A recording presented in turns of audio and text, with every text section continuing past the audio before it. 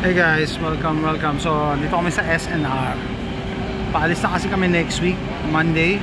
Kaya sabi ko, isa sa bucket list ko, kailangan makakain ako sa SNR para ma-compare ko. Kasi palagi akong kumakain sa Costco kung nagpo-follow kayo sa vlog. So, cheese pizza. Parang kasi laki na, is the same, no? Yung size. And then yung hot dog. Eto, hindi ko pa na, nakapack na. Sa Costco, ikaw ang maglalagay ng toppings or ng sauce. Ito cheeseburger, wala nito sa US. Not yet.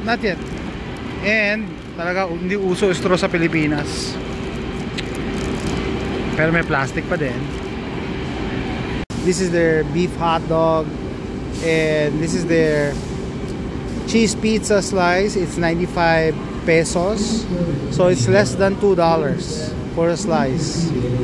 And cheeseburger, I don't think we have cheeseburger in Costco. So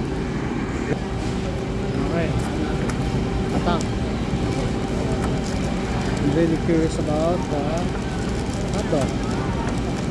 So they give you the hot dog pack already. And what's inside? I don't know.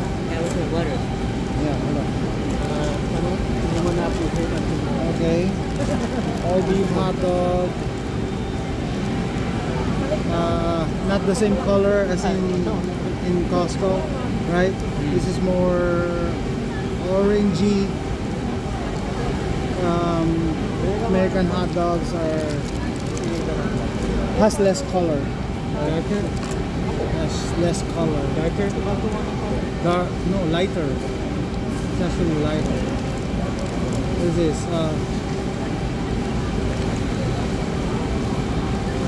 I think this is ketchup. Yeah, ketchup. Oh, my Mario.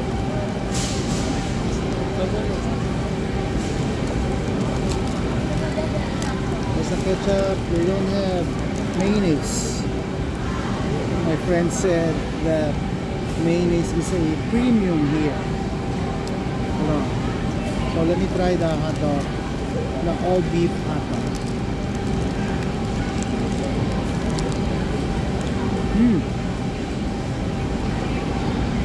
It tastes the same.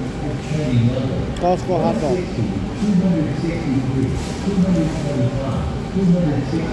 Confirmed.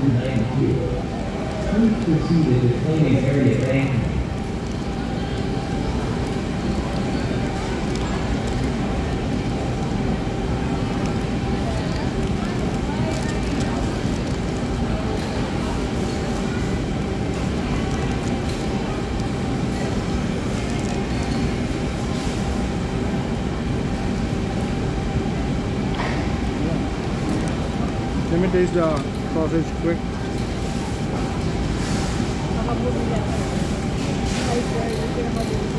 In Manila, guys, they use wooden spoon and forks, disposable wooden spoon and fork, no plastic.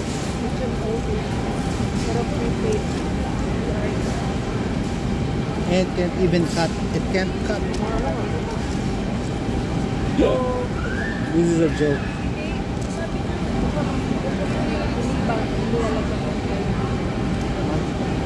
Okay, cheese pizza. It's the same? I don't know.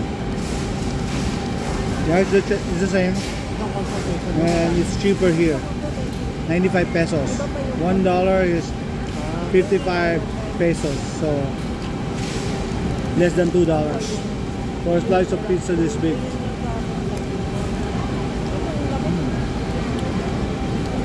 I really like the hot dog sandwich. All beef hot dog.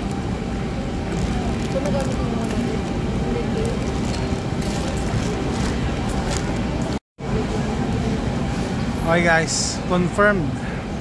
Parehas ang lasa ng beef hot dog. All beef hot dog nila parehas. Tsaka yung cheese pizza nila parehas din. Parehas sa US. It's just that ito mas mura. Dito 95 pesos ang slice, yung ganyang kalaking slice. Sa US I think $3. Ito wala pang $2. Ito naman yung hot dog $149. May kasamang drinks. Mas mahal dito. Sa US, $1.50 lang. So parang 75 pesos lang may kasamang drinks, kalahati. So at least may idea kayo, no? Which is which. Mas mura dito, mas mahal naman to dito. Pero parehas lang ang lasa. Okay? Mas maraming choices dito sa SNR.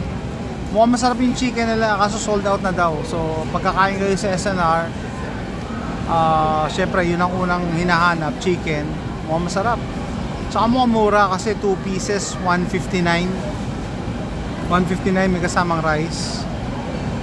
You know? It just so happen na nakikilos talaga ako sa hotdog sandwich. Kasi palagi akong kumakain ng hotdog sa Costco. Yun lang pala yung hotdog mas mapula. Mas mapula. Yung hotdog sa US, yung hotdog sa Costco, mas lighter ang kulay.